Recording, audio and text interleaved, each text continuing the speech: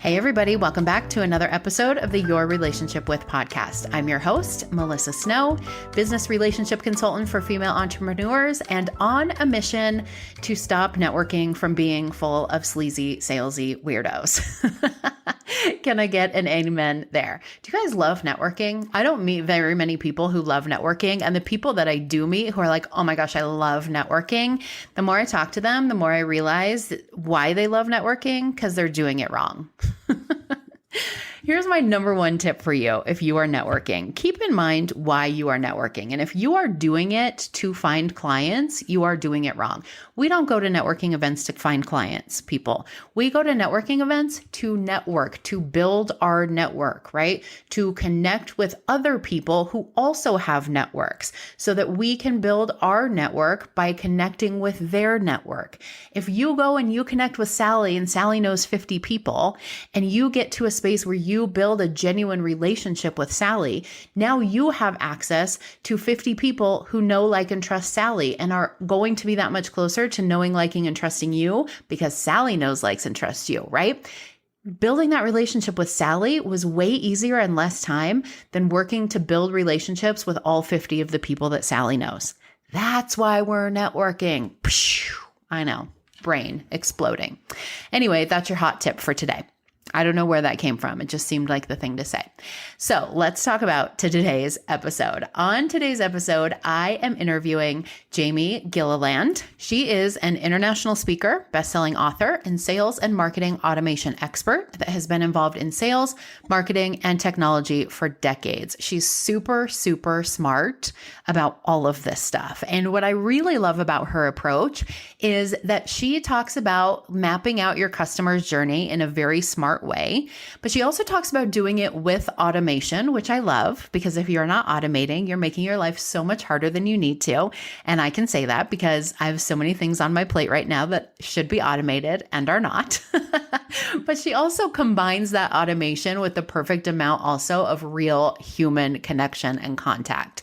And I love that about her. So poor Jamie, bless her, was at the tail end of a cold when we recorded this episode, but she really wanted to get it out there. And I was super excited to share this with you. So forgive her and her raspy voice, but she is awesome. And there's lots of real good nuggets in this interview. So without further ado, here's my interview with Jamie Gilleland on your relationship with your customer's journey.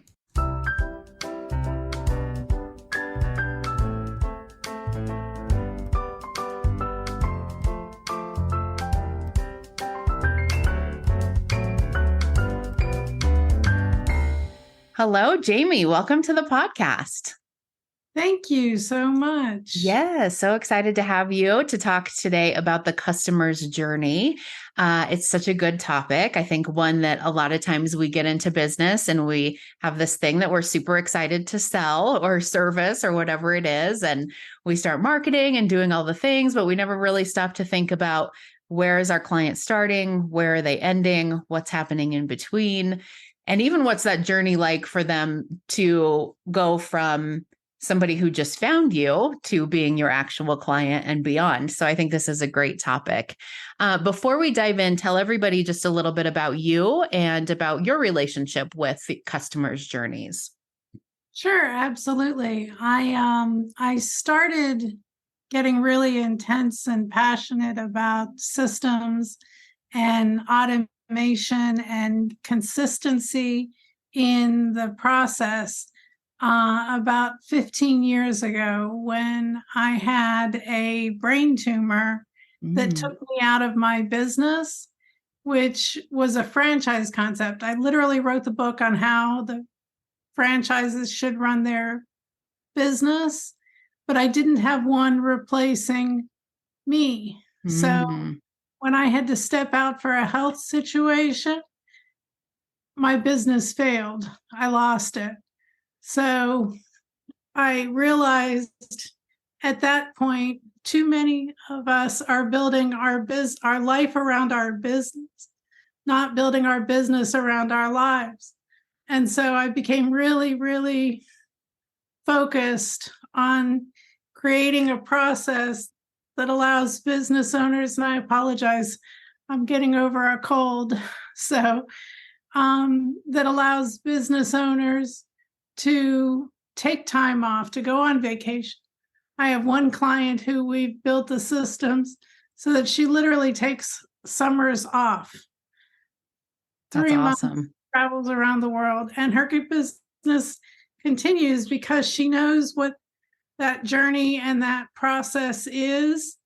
And the clients go unserved, even though she's in the south of France. That's awesome. That's everybody's dream come true, I think.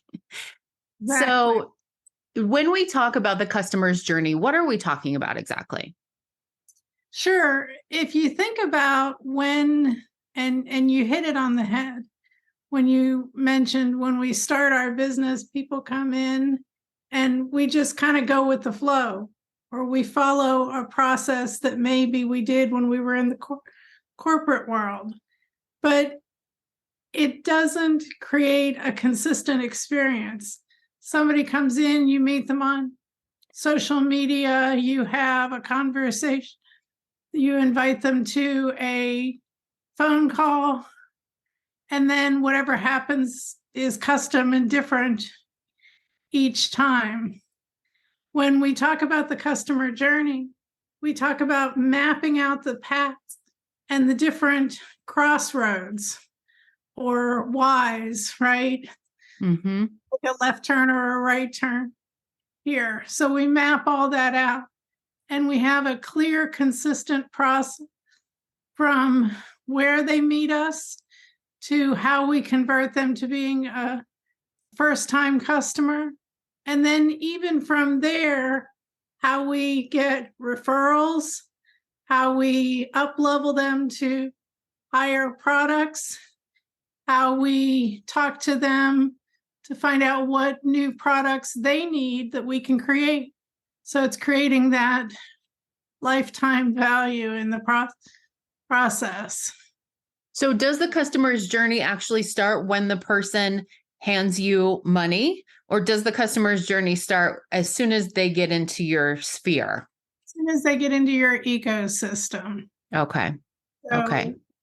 mapping out. And the way I usually do this with a client, if you're brand new, just starting, haven't had clients yet, we map out what you would like the experience to be. How would you feel if you just got the product? What would you want onboarding? How would that look? What kind of follow-up would you like? So we create that whole process from there. Once you've been in business for a little while, I call Susie and George. Susie is that favorite client, that one that you wish you had 500 of, right? So we map out exactly where we met Susie. What was the process? What did the first email or text or communication say? How did the conversation go from there? And we map out every step by step of what happened. And if you have more than just yourself, who handled them at different pieces of the process? And we map the whole thing out. That becomes our ideal customer journey because it worked for Susie and we want multiples just like Susie. Once we do that, then I have my clients consider that George, and no offense to anybody named George, it's just a name. My cat's name is George, but he can't hear you, so you're fine. There you go. So when the phone rings and you see George's name and you go, oh, I really don't want to take that call, right? We all have at least one of those clients. I've had them in the past. So we do the same thing. We map out, where did George come from? Who handled him? What was the expectations? What was the process? And we compare Susie to George to see where George went off the rails. What was the piece that was not consistent, that changed the whole way things were going? And we make sure we do not have that in the customer journey. Mm-hmm. So that we're mapping it and modeling it after the best case scenario. Yeah, that's really smart because I've heard people talk about it in similar ways. There's a lot of talk in the business world about your ideal client avatar and who is that person and how are you going to find that person? How do you nurture that person? All of that. But you're the first person I've talked to who says, let's do this same process with the person that you're not thrilled to have as a customer, right? And I think that's really, really smart because there is definitely something to be learned from both experiences. Exactly. And we don't want to duplicate the bad experience. We do want to replicate the good experience. So we want to make sure that we've built a consistent, happy, enjoyable process for everyone. Yeah. And I love the idea of thinking of it from the point of view of if you were the client, how would you want this journey to be going? Because I do think, especially in the coaching space, a lot of the coaches that I know, when you ask them, how'd you get into coaching? They were their first client, right? We end up coaching the people who are exactly who we needed at some point. So who better to ask how you would want that customer journey to go than you, because you were in that space at some point. Exactly, exactly. I've also had clients go out to several of their current clients and say, hey, I'm trying to map this. What would you have liked to have been different? And Yeah. find out what customers like or Yeah. did in the That process. that's very smart. That's very smart. So what you do, we were talking about this before we hit record, is really a lot about mapping out that customer journey and then trying to automate as much of that as possible. But also, you said still have that human element in there. So, how do you kind of systematize a customer's journey? Sure. So there's all different kind of software out there. My favorite is a program called Keep, Mm-hmm. K-E-E, and I'm happy to help people with some discounts with it if they decide they want to go this route. But what we do is once we have it mapped out, and when I map it out, I take Post-its, and I've got an empty wall here in my office, and I literally put all the Post-its up on the wall. This is what the journey looks like. And I stare at it for a couple of days. Say, do I need to move this and this? Would it be better if I do this? And once I've got the final version, I take a photo of it Mm-hmm. so that I can take it off my wall and start the next one. Um, but once we have that, then we start to build it out. So the things that can be automated, emails, texts, different communications, the amount of time between things. So once we have it all mapped out, then we start to build it.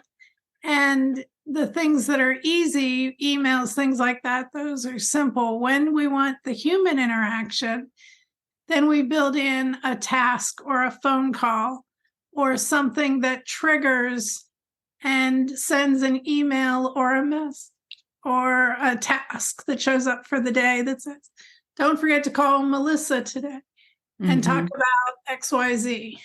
Mm-hmm. So we're building that human interaction in, and once that task is marked complete, then the automated text goes out and says, hey, it was so great chatting. So excited that we're moving forward with XYZ, whatever it is. Smart. That's very smart. I love that combination of automation and human touch because, everything that I do is all about creating genuine connections, creating relationships with your clients, with your potential clients. And I really believe, especially in this day and age of AI and chat GPT and automation and all of the things, like it's becoming more and more important to people and to business owners trying to grow businesses to have that human element and that connection. So I love the combination of the two. Yeah. And when you combine the two, you're really giving the best worlds. Yeah, absolutely. And making things easier for yourself, which is my favorite part. Exactly. So you're able to scale and do more instead of worrying about all the emails. One of the first things I do with all of my clients, I have what I call an activity tracker. And when they come on board, I have them write down every 15 minutes what they did for the last 15 minutes. I keep track of that for 2 weeks. And they hate me when I tell them to do it. But they absolutely love me at the end of the 2 weeks because they've realized we're able to get back typically 10 hours a week that can be automated and turned into spending time doing real stuff instead of busy work. Yeah, 100%. It's like when I get to the end of my day and I'm like, oh man, I was so busy today. I didn't have time to do this, this, this, and this. And then I'm like, look at how many minutes you spent on your phone. I don't know who at Apple came up with that little, like, we tracked your screen time and here's how many hours a day you were on your phone. But then I look at that and I'm like, well, no wonder I didn't get anything done. Exactly. It's good though to have that awareness. And when we can eliminate the busy work and the stuff that we're getting done during the day is more meaningful, it's what we're genius at. Yeah. Anyway, Yeah. it feels more fulfilling than just doing busy work. Absolutely. Yeah. And most people, I think, got into their business because they wanted to do their business, right? It's a product that we loved that we wanted to sell. It was a service that we loved that we wanted to provide to people. It wasn't because we wanted to sit in front of our computer all day and make graphics on Canva and schedule posts on Instagram and send follow-up emails to people. Well, and I've worked with thousands of entrepreneurs at this point in my career. And every single one who started it said, I didn't think about all the stuff I was going to have to do. I thought, this company is billing me out at $300 an hour and I'm getting paid $29 an hour. I'm going to do it myself and get the 300. Right? It sounds so easy when you put it that way. Right? But they didn't realize the secretaries, the marketing people, the graphics designers, the this, the that, the janitor. How many times have you had to empty the trash in your office? Right. All of those things we didn't think about. Yeah. So, and we didn't think that $300 was going to pay all of those people too, not just me, not just profits. Yeah. Yeah. I used to say all the time in the beginning of my business when people would say, I've thought about going into business for myself because it just would be nice to have that freedom and that time and be able to make your own schedule and blah, blah, blah. And I used to always say, listen, I quit working 40 hours a week for someone else so that I could work 80 hours a week for myself. It's gotten better since then because I've learned to automate, but still. Exactly. I have so many people that say, I read Tim Ferriss's 4-Hour Work Week. I said, and now you ended up with a 4-hour sleep week. Right. Exactly. Exactly. So, okay. So we've talked about a little bit about the process of getting people from when they first find us to the journey of becoming our customer. And then they become our customer. We deliver the product that they have asked for, the service that they've asked for. But I also think there's an art in the customer journey to keeping someone as a customer, or at least being able to kind of maximize that lifetime value of them as a customer. Maybe they don't stay your customer forever. They don't continue to pay you money, but they may benefit you by, becoming one of your biggest fans long term. So what are your suggestions for maximizing the lifetime value of a customer? Sure, absolutely. So you have the pre-customer, the fulfillment, and the long-term nurture. Part of that long-term nurture is giving case studies, giving situations of other clients that have done bigger, higher value coaching and gotten amazing results, right? Or whatever service or product you're doing. That nurture is educating, but it's also planting a seed. Hey, I want that. So building a lot of education in the nurture that way. We also do things like scheduling quarterly phone calls. Hey, just checking in with you. How are you doing? How is so and so? And one of the things that people don't think about, and I learned early in my career, is when you're having those conversations and you're learning about granddaughters or kids or spouses or things that are happening in their life that has nothing to do with you or your product, but has everything to do with why they're doing what they do. If you remember and mark those things down. Years ago, I sold computers to what we called the Beltway Bandits, which was all of the government contractors. And I had this one person I was trying to contact, and I kept getting what we call the gatekeeper, his assistant, wouldn't let me through. Well, one Thursday, and I called her every week, same day. She knew it was me calling. She answered and said, Jamie, don't call me next week because I'll be at Disney World with my granddaughter. She can't wait to see the castle, right? So I made a note in my system. When I called her 2 weeks later, she said, Jamie, he's busy. I said, I wasn't calling about that. I wanted to check how did Susie, and I don't remember what the little girl's name was, like the castle. And this grandmother just melted. Oh my gosh, she this and that, and told me all about the trip. And at the end of the call, she said, George, and I don't remember what his name was either, but we'll use George. I love that it's George. George is available. Hang on, let me put you through. I made a $4 million sale because I asked about her granddaughter. Wow. Right?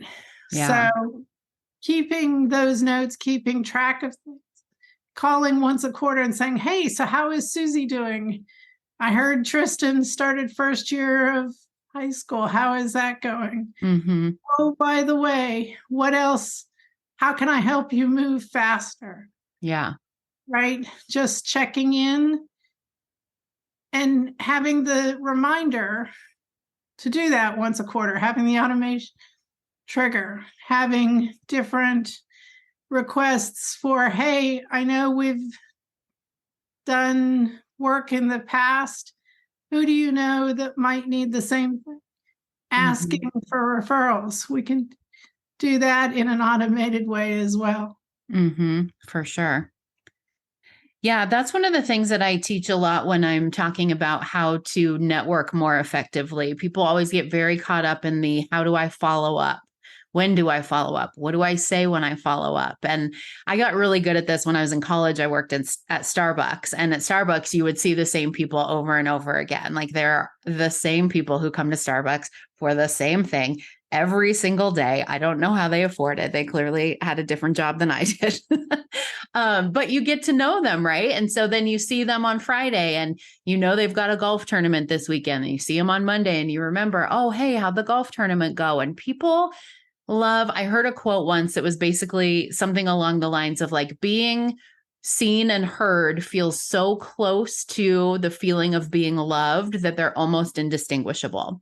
And so I tell people that a lot with networking. I do the same thing. Now I have to write myself notes because I'm not 22 and I don't remember things like I used to. But, you know, when I meet somebody one-on-one or I meet somebody at a networking event and they tell me something like, oh, I'd love to get together with you, but I'll be out of town for the next 2 weeks. My daughter's getting married in Italy or something like that. You know, make yourself a note. 2 weeks from now, follow up with so-and-so. You met her at this place because you think you'll remember, but you won't. And her daughter just got married in Italy, right? Or something like that, so that you remember. People love that, that connection, and also to feel like they're not just a number. They're just not another person who's paid you money for something, that they're actually a human being and that you realize that. Yeah, and that you care. Yeah. You have to remember something about their life. Yeah, absolutely. I think that's great. The combination of the personal touch and the personal connection with the automation. I think you've got gold, Jamie. So good on you. Is there anything else that you want to add? I think there's a lot of nuance to the customer journey. We could probably do like 18 separate episodes breaking each of these things down. But before we wrap up, is there anything that you want to add for people who are listening in terms of making the best of their customer's journey and also making it the easiest they can for themselves by automating? So the first version that you create is going to change and modify as you work through it and you see the process, especially if you haven't based it on Susie and George to begin with. Mm-hmm. So it's a living, breathing, morphing entity. But the other thing is, and you mentioned your ideal clients, most of us have more than one ideal client. So we're going to have multiple journeys. They might be similar at certain points and then change and be different. And that's one of the key things why I like Keep, because I can apply tags that allow me to differentiate. This person is married, so I want, or this person likes the color pink, and we're going to send stuff that has pink backgrounds or pink images. And this person likes green, so we're going to send stuff with green, whatever. Mm-hmm. And I'm being silly with that. But whatever the specifics are, we can tailor it down to this person likes green, has a dog, and wants to get a cat. So we're sending information that shows the cat and the dog playing with a blue ball, right? So we can get really, really detailed in those kinds of things. So start with one simple one, and then you're going to build on it and enhance it and build it into something that people don't realize it's automation. Yeah. So personalized. Yeah, that's awesome. I love that. So if anybody wants to know more about you or get involved with what you do and learn more about how to kind of combine these two things, what's the best way for them to reach you? Two ways. My website is Coach Jamie, CoachJamieG.com. Okay. We've got a blog on there that we have all kinds of ideas and tips and tricks. My activity tracker is on there as well, and other things.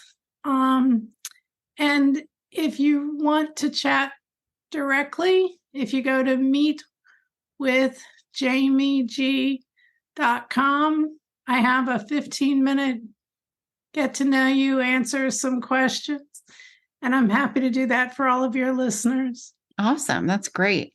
I will put both of those links in the show notes so they're super easy for people to access and they can reach out to you to learn more about some of the Jamie magic. And thank you so much for this interview. It's been awesome. Thanks, Melissa. And again, I apologize for the cold. I sound like I'm out of breath. It's all right. It's all right. We've all been there. So thank you for sharing your wisdom despite your cold.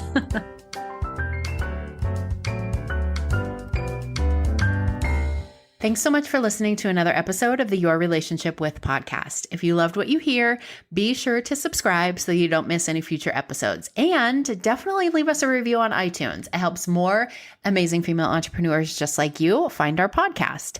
If you'd like to connect with me as much as I would like to connect with you, definitely click on the link in the show notes and attend one of our virtual speed networking events. They're super fun. The last one, I think we had like 46 people, and we're just attracting like such high vibe, hardworking, authentic, amazing women. And there's some really great connections coming out of it, friendships, collaborations, clients. It's just really fun to watch. So I would love to see some of the listeners there. Click the link in the show notes to register and use the promo code FIRST TIME if you've never been before, and come to your first event for free. I will see you next week.